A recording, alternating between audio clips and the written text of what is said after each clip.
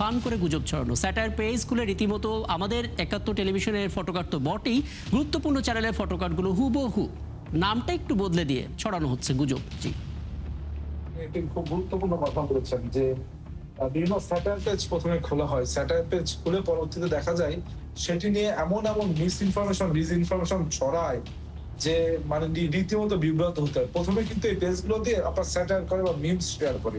জি, যেগুলো আমরা গণতান্ত্রিক সৌন্দর্য ওয়েল অ্যাকসেপ্ট করি। কিন্তু পরবর্তীতে দেখি এমন মিথ্যা ফটোকার্ড তৈরি করে। মাঝে আপনার একটি ফটোকার্ড আমি দেখছি যে লিখেছে যে আমি মানে শিবিরের একটি অন্যায় কারণে নাকি সমর্থন দিচ্ছি। এই ধরনের একটি ফটোগ্রাফে তারা ছেড়ে দিয়েছে, প্রায় ২০-৩০ হাজার লাইক পড়েছে সেই আপনার পোস্টে। আবার আমি মাঝে ঢাকা ইউনিভার্সিটিতে একজন শিক্ষকের সাথে আমার দেখা হয়েছে ক্লাসে। তো সেই শিক্ষক আমাকে বলছে যে তুমি গতকাল যে কথাটি খুব ভালো বলেছো। আমি স্যারকে বললাম, স্যার আমি কোন কথা বলেছি? এখন তিনি আমাকে এমন একটি কথা বললেন যেটা আমি বলিনি। পরবর্তীতে আচ্ছা, আমি দেখলাম যে ডিইউ ইনসাইডার বা ডিইউ মিম পোস্ট বিভিন্ন ধরনের পেজ যেগুলো একটি প্রতিষ্ঠানের নামে খোলা, জি, কিন্তু প্রতিষ্ঠানের কোনো অথরাইজেশন সেখানে নেই। সেটিতে তারা মিথ্যা বা মিস ইনফরমেশন গুলো ছড়াচ্ছে বা ডিসইনফরমেশন গুলো আপনার ইন্টেনশনালি স্প্রেড আউট করছে। সুতরাং এই বিষয়গুলো তো অত্যন্ত বিব্রতকর এবং অত্যন্ত অ্যালার্মিং। এবং আপনি অবাক হবেন যে গত কয়েকদিন পূর্বে আমি একটি মিডিয়ায় টক শোতে ছিলাম। সেখানে আমাদের সহলোচক ছিলেন শিবিরের একজন কেন্দ্রীয় নেতা। তিনি একটা মিথ্যা ফটোকার্ড নিয়ে আমাকে দেখাচ্ছেন এবং সেটি নিয়ে তিনি জাস্টিফাই করছে। তখন আমি তাকে দেখালাম যে তিনি একটি পত্রিকার নাম বলে উল্লেখ করেছিলেন যে অমুক পত্রিকা এই কথাটি বলেছে। আমি তাকে দেখালাম পত্রিকায় ঢুকে যে এই ধরনের কোনো কথা ওই পত্রিকা বলেনি। আচ্ছা, সুতরাং এই বিষয়গুলো তো মহামারীর মতন ছড়িয়ে পড়েছে। এখন এই বিষয়গুলোর জন্য আমার মনে হয় যে আমাদের খুব গুরুত্বপূর্ণ একটি বিষয় যে একটি ন্যাশনাল একটি ট্রুথ আপনার ভেরিফিকেশন সেন্টার, অর্থাৎ যেটি দিয়ে আপনার জাস্টিফাই করা যাবে কোনটা সত্য কোনটা মিথ্যা। এবং এই সোশ্যাল মিডিয়ায় এমন একটি বিষয় যে আপনি দেখুন ১ মিনিটের ভিতর কিন্তু আপনার এমনভাবে ভাইরাল হয় যে হাজার হাজার লাখ লাখ মানুষের কাছে পৌঁছে যাচ্ছে।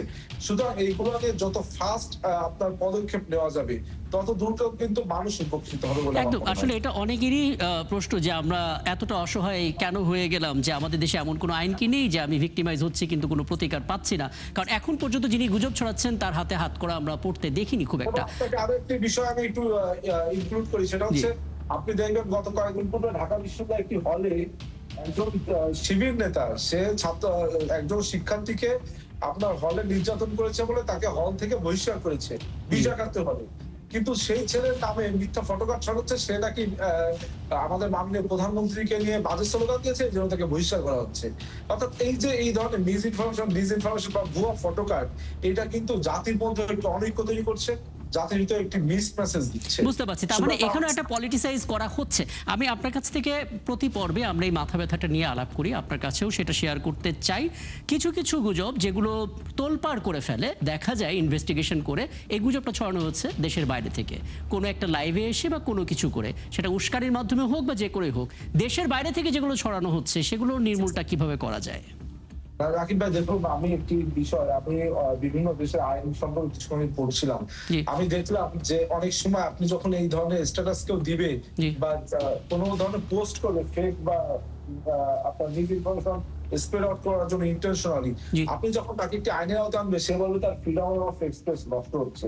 এই ক্ষেত্রে আপনার বহির্বিশ্বের বিভিন্ন দেশে একটি সুন্দর ল আছে যে তুমি যা খুশি লেখো, কিন্তু you have to give your fine, এবং এই ফাইনের পরিমাণ এত হাই যে সহজে কিন্তু এটা প্রিভেন্ট করা সম্ভব। অর্থাৎ কেউ প্রথমে যদি একটি মিথ্যা তথ্য ছড়ায় তাকে একটা ফাইন করা হলো, দ্বিতীয়বার যদি সে ছড়ায় তাকে আরো বেশি ফাইন করা হলো, এবং তৃতীয়বার যদি সে ছড়ায় তাকে আরো বেশি ফাইন তো করাই হলো, সাথে তাকে আইনের আওতায় আনা হলো। সুতরাং এইভাবে কিন্তু আপনার আইনগুলো যদি স্ট্রিক্ট না হয় সেই ক্ষেত্রে কিন্তু এই যে মহামারীর প্রাদুর্ভাবের মতো ছড়িয়ে পড়েছে যে আপনার এই যে miss information, disinformation spread out, এবং বিশেষভাবে পলিটিক্যালি ইন্টেনশনালি আমরা দেখছি এইগুলো কিন্তু, নতুবা এইভাবে প্রিভেন্ট না করতে পারলে আমরা কিন্তু সহজেই আপনার বাংলাদেশের যে একটি স্টেবল সময় আমরা পার করছি সেটি থেকে আমরা পারবো না। এবং দেশের বাইরে থেকে আপনি অনেক সময় দেখবেন মিথ্যা তথ্য ছড়ায়, সেই জি। ক্ষেত্রে সেই মানুষটি যদি আমার দেশের নাগরিকত্ব থাকে তাকেও কিন্তু ফাইন করার সুযোগ রয়েছে। সে হয়তো প্রবাসে রয়েছে, কোনো কাজের কারণে রয়েছে বা পড়তে গিয়েছে, কিন্তু সে যদি দেশের উনি যদি নাগরিক হয়ে থাকে, অ্যাসাইলামে থাকেন, রাজনৈতিক আশ্রয়ে থাকেন। যদি অ্যাসাইলামে থাকে সেক্ষেত্রে আমার মনে হয় এখানে ডিপ্লোম্যাসির ব্যাপার রয়েছে। আমরা ডিপ্লোম্যাসিতে আমরা বিভিন্ন রাষ্ট্রের সাথে কূটনৈতিক সম্পর্ক উন্নতির মাধ্যমে আমরা এই ধরনের চুক্তিগুলো করতে পারি। কেননা যে যা আমার দেশের ক্ষতি করবে, যাকে আপনি অন্য একটি রাষ্ট্র হয়তো আশ্রয় দিচ্ছে, কিন্তু সে আশ্রয়ের কারণে সে আশ্রয় থেকেও সে মিস ইনফরমেশন ডিসইনফরমেশন ছড়াচ্ছে এবং দেশের তো অনৈক্য তৈরি করছে। সুতরাং এই বিষয়গুলোতে কিন্তু ডিপ্লোমেসিতে আমাদেরকে জোর দিতে হবে।